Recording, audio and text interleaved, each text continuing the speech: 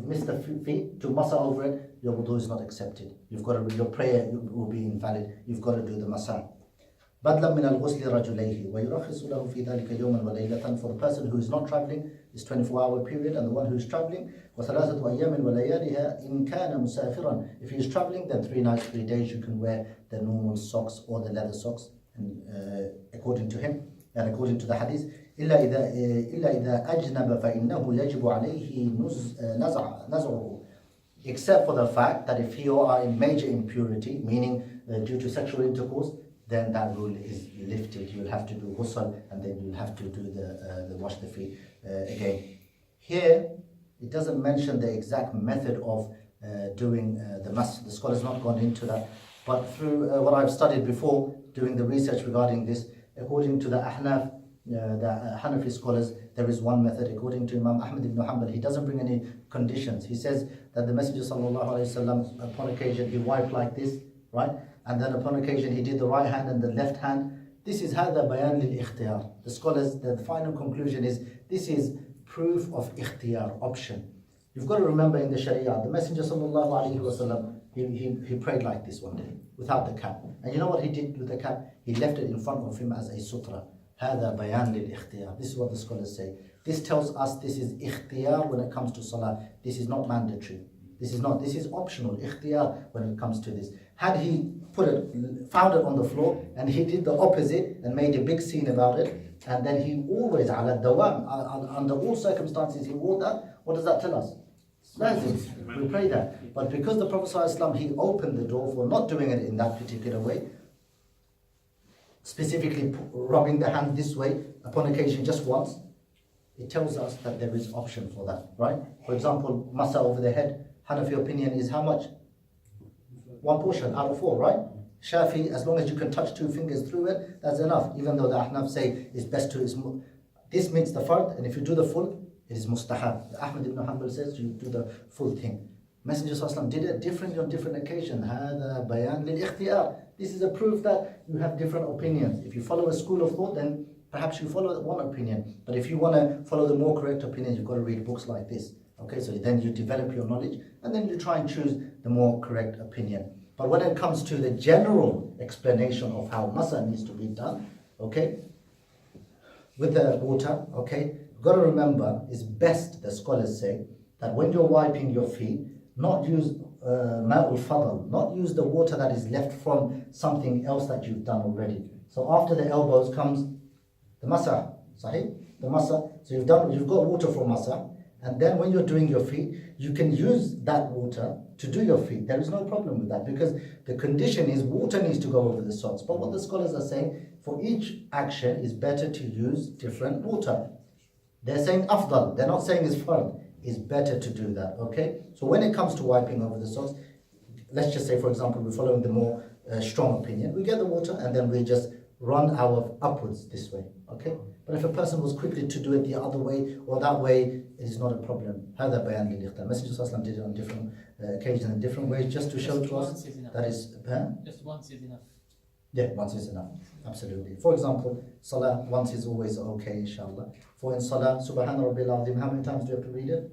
Once. Many of us just read it 3 times and say, that's it, I'm not going to say Subhana Rabbil Azim anymore. Because I've read a book printed in Bangladesh or Pakistan, it says don't read more than 3 times. They can do ideally up to 11 times. That's it. And many of the scholars say the Imam needs to do it 5 times. Is mustahab. Why? So the people behind can do it 3 times at least. Yes.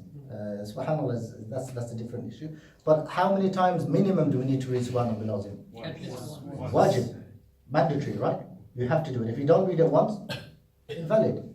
But what is sunnah? 3 times. Okay, so the more you do, it's khair, mustahab, no problem in that. Especially when it comes to adhkar, when it comes to remembering Allah. There is no specific limit. Even though the Messenger ﷺ did it on occasions, they heard it. Bearing in mind, the Prophet ﷺ never said, turned around in salah and said, Subhanallah, Subhanallah, Subhanallah. Most of the actions done by the Prophet ﷺ in salah, how did people learn about it?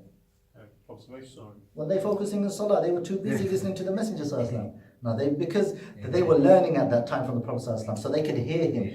Especially when it comes to Amin, we'll come to that inshallah. Amin, he was sometimes he read it quietly, sometimes, in quiet prayers when he was reading by himself, they could hear him say Amin. So this is how they learned the rules, because they were observing him. They saw him do certain things.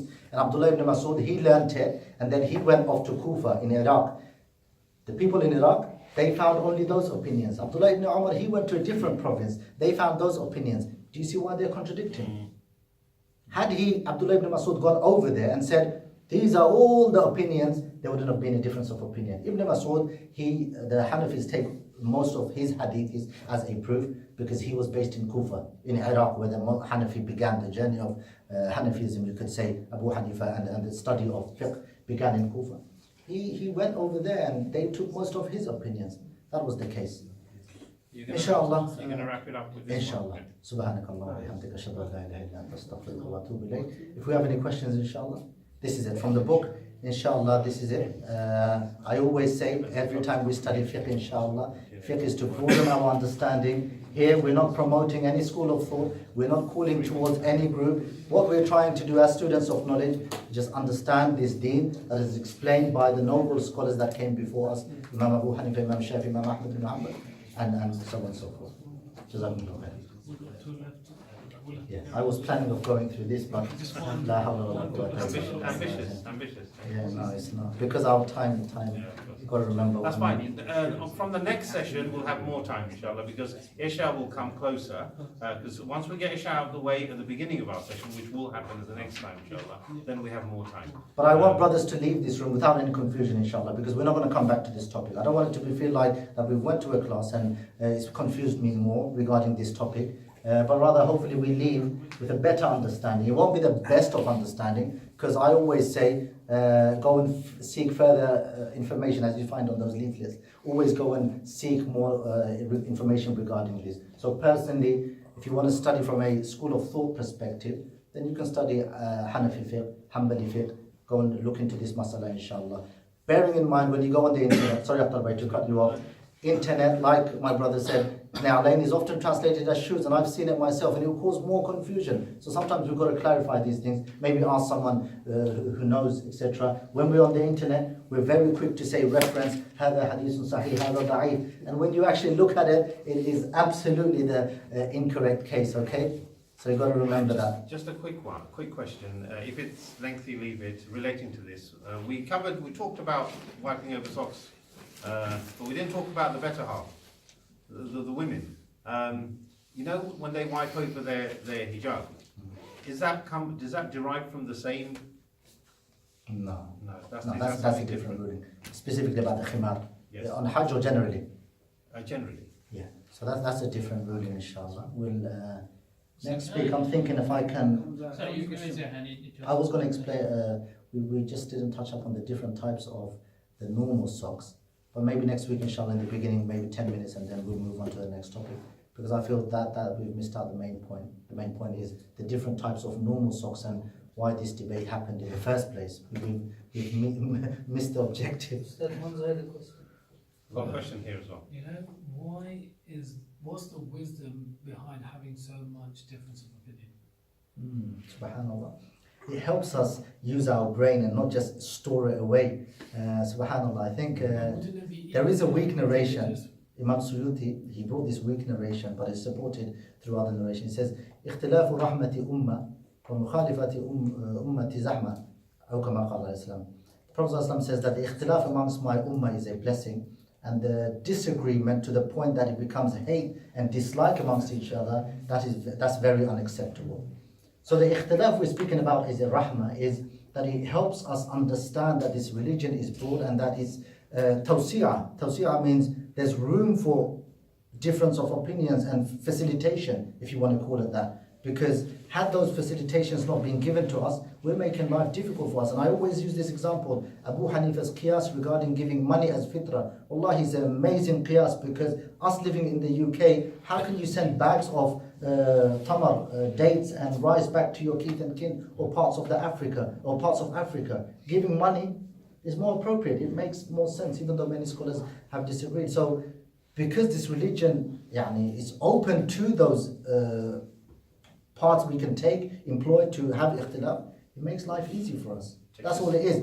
But like we said, the second statement says, those who have that option of doing ikhtilaf, and they don't turn this ikhtilaf into a blessing, but turn it into a disaster, like many of us who wouldn't pray behind him because he does this, and he's a Salafi and he's a Hanafi, and then he's not, in deep down he doesn't mean he's a Salafi, he actually says he's a Harami. That's in his head, that's the case. Do you know what it is? That's a new one, isn't it? Wallahi, it's a person, if it's for the deen, you can never hate your brother regardless of his opinion. Only time you hate it becomes to that stage is when it's your ego. You think that you're on the right, ala al-haq, wa huwa fil batil, and he is treading on the wrong path. And we spoke about how, subhanAllah, I've got to mention this, Ahmad ibn Hanbal, he debated with Shafi, right? So many disagreement with Imam al-Shafi, and he says, إِنِّي لَا أَدْعُو لِلشَّافِعِ مُنْذُ 40 سَنَةً رَبِّ اغْفِرْ لِي وَلِوَالِدَيَّ وَلِمُحَمَّدِ ibn Idris. He says that for 40 years I prayed, رَبِّ اغْفِرْ لِي وَلِوَالِدَيَّ, oh Allah, forgive me and my parents, وَلِمُحَمَّدِ ibn Idris, يعني Shafi's name, Muhammad ibn Idris. And he prayed for Muhammad ibn Idris, but by the sunrise, when the sun rose, it was absolutely chaos between them. Chaos meaning, they call it ikhtilaf laghawi, on books. They don't use mics to speak against each other or nothing like that. They had respect. And you know the Shafi'i, the scholars of Shafi, when you open their books, every time you find Abu Hanifa's name, you know what you will find? وَقَالَ أَبُو حَنِيفَ رَضِيَ اللَّهُ عَنْهُ. Subhanallah, رضي الله عنه, we know who is it for? Sahaba. For the Sahaba. They won't do tarahum. Tarahum means rahimahullah, out of extreme love and respect. And you know, that tells us something, that even though Imam al-Shafi'i disagreed with him so much, the scholars, they refer to the Hanafi radiyallahu, likewise. It wasn't just one-sided love. All of them. But we haven't learned any of that. We can't open a book like this, but watch our speech when it comes to these scholars. Abu Hanifa knew few hadiths. What does Imam al-Shafi know? He never left, Malik know, he never left Medina. Right? That is generally our case. But these people were giants from amongst this ummah. The final question, Fadal. Especially at work, I've been praying with my shoes on. Looking back, I feel like I could have done otherwise. Do I have to redo them or I mean? I think in terms of in the subcontinent they call it umri qada. Okay, to be more specific, umri qaza in Bengali.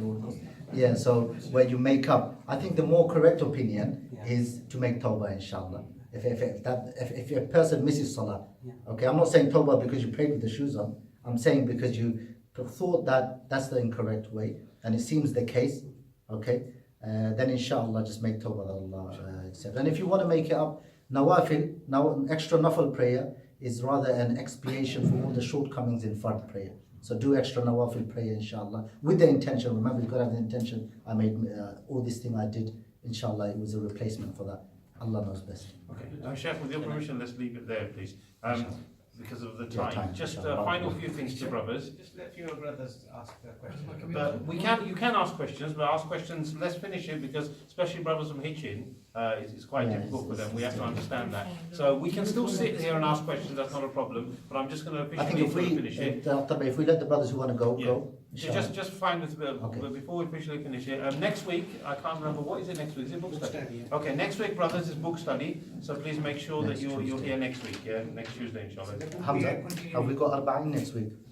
I will post on the group, brothers, I'll post on the group as to what pages we're covering. Because I'm in Tottenham Mosque as well. So. And also, brothers, before you go, just make sure please all the cups are washed. And obviously any kind of litter is put into the bin, inshallah. Those brothers who need to go can go, inshallah. We'll stay and ask questions. They don't want to go, do Because we're getting so many things from Kitchen guys don't want to go. get lost. What you mean? Not It's just there, again, Shalim Bhai, Mohit There is hadith, authentic hadith. Shalim Bhai and Mohit Bhai are the two main culprits. I don't know how it happens, but in the Fiqh group is a Fiqh group. I don't know how you guys managed to send other messages in there. So obviously the brother's saying there. Nah, Akhtar Bhai, unfortunately, I disagree with you. This is out of extreme commitment and dedication when it comes to the work of da'wah. No, Alhamdulillah. no, Okay, but then hold on. I respectfully This is where we fail to understand fiqh. There is always a shart. Okay? There is always a shart. The shart is inshallah. inshallah, we will try and There avoid is it. no excuse for that, yeah, because when you click on messages, forwarding messages, you know what the groups you're looking at. So inshallah, Barakallah. I've mentioned. May Allah No, reward you them should for put their fiqh husnul first niyyah. and then Umar Farooq. In there, it doesn't show. Okay, Karen, sorry, What I you think can do is that's click on another the question. question, just put fiqh. I think that's another question. Go ahead, inshallah. There's some hadith You're not that speaking. on Islam QA is obviously whether they're sahih or not because Just to clarify, Islam QA, you got to remember.